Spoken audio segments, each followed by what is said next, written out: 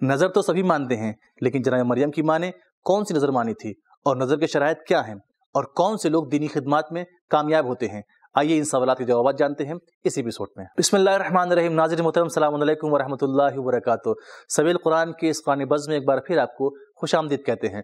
قرآن کریم ایک لامتناہی خزانہ ہے، آئیے اس خزانے سے کچھ حاصل کرتے ہیں۔ آج آپ کے سامنے لے کر حاضر ہوئے ہیں سورہ آل عمران کی 33ویں، 34ویں اور 35ویں آیت۔ آئیے اپنے اس ایپیسوڈ کو شروع کرتے ہیں سورہ آل عمران کی 33ویں آیت کی تلاوت اور اس کے ترجمے سے۔ کتاب انزلناه الیک مبارک لیدبروا آیاته ولیتذکر اولو الالباب۔ بسم اللہ الرحمن الرحیم۔ ان اللہ اصطفى آدم ونوحا وآل ابراہیم وآل عمران علی العالمین۔ بے شک اللہ نے آدم، نوح، خاندان ابراہیم اور خاندان عمران کو سارے جہانوں سے منتخب کیا ہے۔ سورہ آل عمران کی 33ویں آیت مبارکہ کو سننے کے بعد آئیے سنتے ہیں اس کی اہم نکات کو۔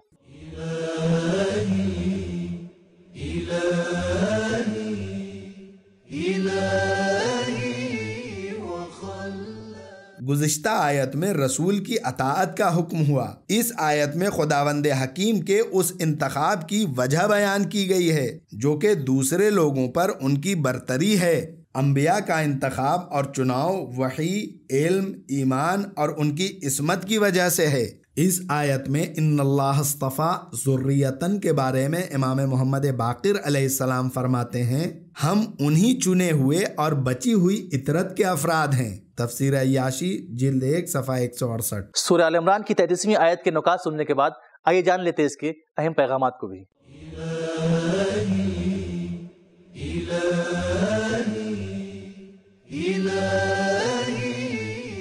ایک، تمام لوگ ایک سط کے نہیں ہیں اور صاحب حکمت خدا نے کچھ لوگوں کو کچھ دوسروں پر برتری دیا ہے تاکہ رسالت کی اہم ذمہ داری ان کے سپرد کیا جائے۔ دو، سب سے پہلے انسان پیغمبر خدا تھے تاکہ انسان کسی بھی مرحلے میں بغیر ہدایت کے نہ رہے۔ تین، پوری تاریخ انسانیت میں بعثت کا سلسلہ جاری رہا ہے۔ چار، بعض انبیاء کی رسالت عالمی تھی۔ سورہ آل عمران کی 33ویں آیت کی تفسیر جان لینے کے بعد آئیے سنتے ہیں سورہ آل عمران کی 34ویں آیت کی تلاوت اور اس کے ترجمے کو۔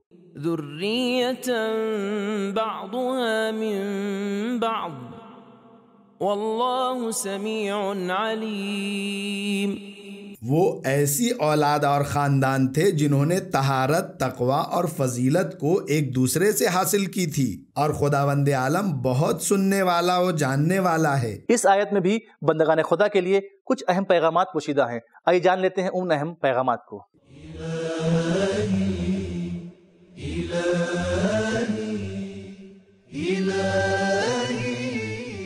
ایک، پوری تاریخ انسانیت میں خاندان نبوت پاک و پاکیزہ نسل سے چلی آ رہی ہے۔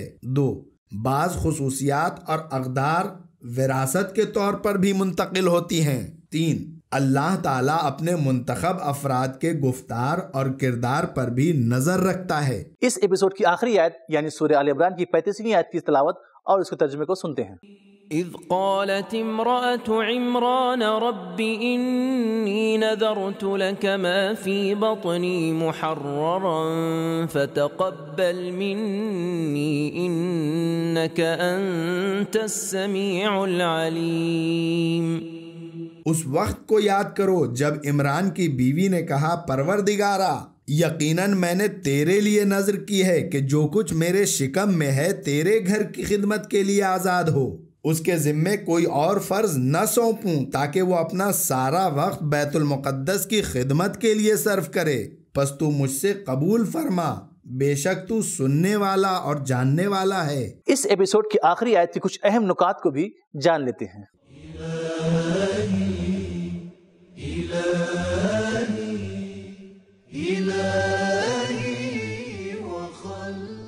تفاسیر اور احادیث کی کتب میں ہے کہ دو بہنیں تھیں، ایک کا نام حنا اور دوسری کا نام اشیاء تھا۔ جناب حنا بنی اسرائیل کی مشہور اور برجستہ شخصیت حضرت عمران کی بیوی تھیں۔ اور دوسری یعنی اشیاء بھی پیغمبر خدا حضرت زکریا کی اہلیہ تھیں۔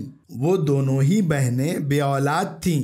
ایک دن جناب حنا ایک درخت کے نیچے بیٹھی ہوئی تھیں کہ درخت کے اوپر ایک پرندے کو دیکھا جو اپنے بچے کو دانہ بھرا رہا تھا۔ مادری محبت نے ان کے دل میں اولاد سے عشق کی آگ کو بھڑکا دیا، چنانچہ انہوں نے وہیں پر خدا سے اولاد کی دعا مانگی جو قبول ہوئی۔ ادھر ان کے شوہر جناب عمران کو الہام ہوا کہ ان کا فرزند خدا کا ولی ہوگا جو بیماروں کو شفا بخشے گا اور مردوں کو زندہ کرے گا۔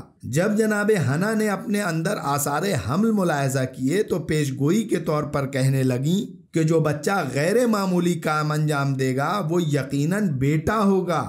اسی لیے انہوں نے نظر مان لی کہ اپنے اس بیٹے کو بیت المقدس کا خادم بنائیں گی۔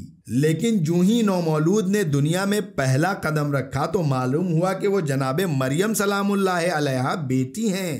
اس وقت انہوں نے سمجھ لیا کہ وہ الہام حضرت مریم کے بارے میں نہیں تھا بلکہ حضرت مریم کے فرزند کے بارے میں تھا۔ کافی جلد 1 صفحہ 535۔ بندگان خدا کے لیے اس آیت میں کچھ اہم پیغامات بھی ہیں، آئیے ان کو بھی سن لیتے ہیں۔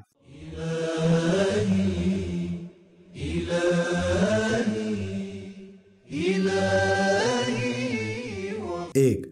عورت کی معنوی ترقی اس حد تک بلند ہو سکتی ہے کہ سالہ سال کے انتظار کے بعد حاصل ہونے والی عزیز ترین متاع کو خانہ خدا کی خدمت کے لیے نذر میں دے دے۔ 2. دور اندیش لوگ اپنی اولاد کے پیدا ہونے سے پہلے ان کے ہاتھوں انجام پانے والے کاموں کے بارے میں سوچتے ہیں۔ 3. نذر ضرور خالصانہ ہونی چاہیے، نظر تو لک، نذر میں خلوص ضرور ہونا چاہیے۔ 4.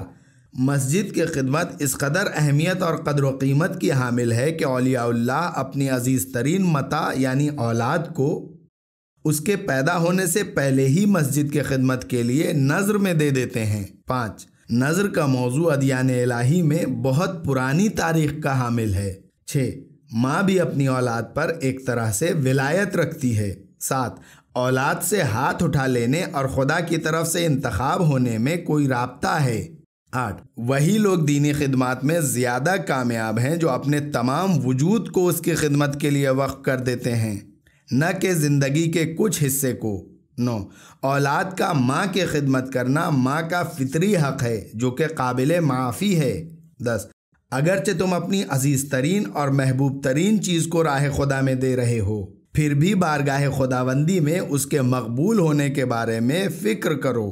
تو ناظرین محترم، ہمیں معلوم ہوا کہ نظر کا موضوع ادیان الہی میں پایا جاتا ہے اور یہ پرانا ہے، اور جناب مریم کی ماں نے نظر مانی تھی کہ اگر ان کے یہاں بیٹی کی ولادت ہوتی ہے تو وہ بیت المقدس کا خادم بنائیں گی، اور نظر کی شرط یہ ہے کہ اس میں اخلاص پایا جائے۔ آج کا ہمارا پروگرام یہ ختم ہوتا ہے، ملتے ہیں اگلے ایپیسوڈ میں، تب تک کے لیے خدا حافظ۔ سبیل قرآن، قرآنی سماج کی پہچان۔